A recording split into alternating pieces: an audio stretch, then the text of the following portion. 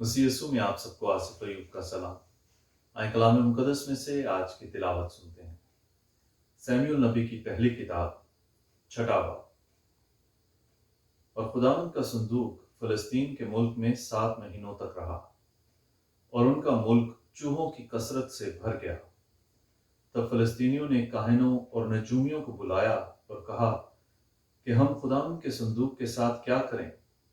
हमें बताओ कि हम उसे उसकी जगह पर कैसे भेजें।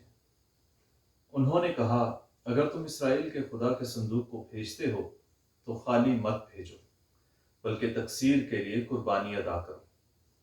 तब तुम शफा पाओगे और तुम जान लोगे कि क्यों वो अपना हाथ तुमसे नहीं हटाता। और उन्होंने कहा कि तकसीर के लिए कौन सी कुर्बानी है जो हम अदा करें? उन्होंने कहा कि फिलिस्तीनियों के कुतबों के शुमार के मुताबिक बवासीर के 5 तलाई मस्से और सोने के 5 चूहे, क्योंकि तुम सब और तुम्हारे कुतुब एक ही आफत में मुब्तला हुए। चुनाचे तुम बवासीरी मस्सों की सूरतें और चूहों की मूर्तें जो तुम्हारे मुल्क को खराब करते हैं बनाओ और इसराइल के खुदा को जलाल दो, तो शायद वो अपना हाथ तुमसे और तुम्हारे माबूदों और तुम्हारे मुल्क से हटा ले।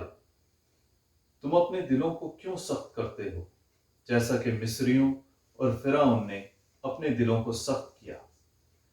क्या जब उस पर आफत नाजिल हुई तो उसने उन्हें जाने ना दिया और वो चले गए? और अब तुम एक नई गाड़ी बनाओ और 2 दूध पिलाने वाली गायें जो जुए के लिए नीचे ना आई हों लो, और उन गायों को गाड़ी में जोतो और उनके बछड़ों को उनके पीछे घर में बंद करो और खुदावंद के संदूक को लेकर गाड़ी पर रखो। और सोने की चीजें जो तुम तकसीर की कुर्बानी के लिए उसे अदा करते हो एक संदूकची में बंद करके एक तरफ रख दो और उसे रवाना कर दो कि चला जाए।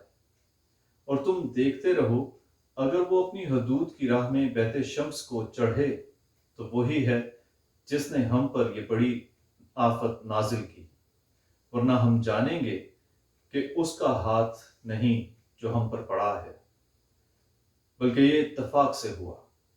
बस लोगों ने ऐसा ही किया कि 2 दूध वाली गायें लीं और उन्हें गाड़ी में जोता और उनके बछड़ों को घर में बंद किया। और उन्होंने खुदावंद के संदूक को गाड़ी पर रखा, माँ छोटी संदूकची के, जिसमें सोने के चूहे और उनकी बवासीरी मस्सों की सूरतें थीं। तो उन गायों ने बेते शम्स की सड़क की तरफ सीधी राह ली और एक ही राह पर चलती गई और चलती डकारती रही और दाहिने या बाएं हाथ को ना मुड़ी। और फिलिस्तीनियों के कुतुब उनके पीछे बेते शम्स की हदूद तक चलते गए। और बेते शम्स के लोग वादी में गेहूं की फसल काट रहे थे। उन्होंने अपनी आंखें ऊपर उठाई तो संदूक को देखा और उसके देखने से खुश हुए। और गाड़ी बेते शम्स योशा के खेत में आई और वहां खड़ी हो गई, और वहां एक बड़ा पत्थर था।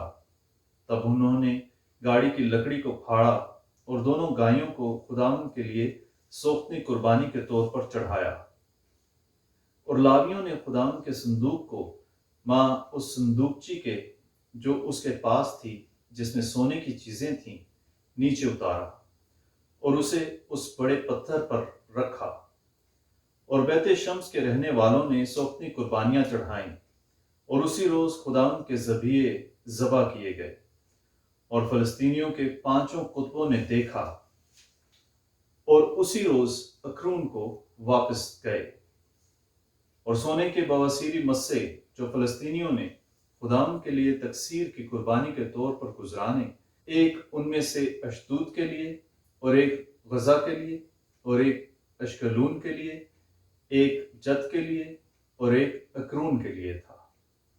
और सोने के चूहे फिलिस्तीनियों के तमाम शहरों के शुमार के मुताबिक थे, 5 कुतबों के इलाकों से फसीलदार शहर से लेकर मैदान के गांव तक। और इस बात की गवाही में वो बड़ा पत्थर जिस पर उन्होंने खुदावंद के संदूक को रखा, आज के दिन तक बेते शम्सी योशा के खेत में मौजूद है।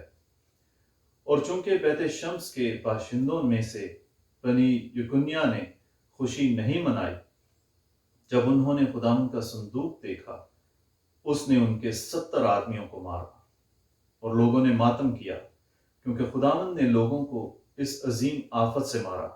اور بیت شمس کے لوگوں نے کہا کہ کس کی طاقت ہے جو اس قدوس خداوند خدا کے آگے کھڑا ہو، اور وہ ہمارے پاس سے کس طرف جائے۔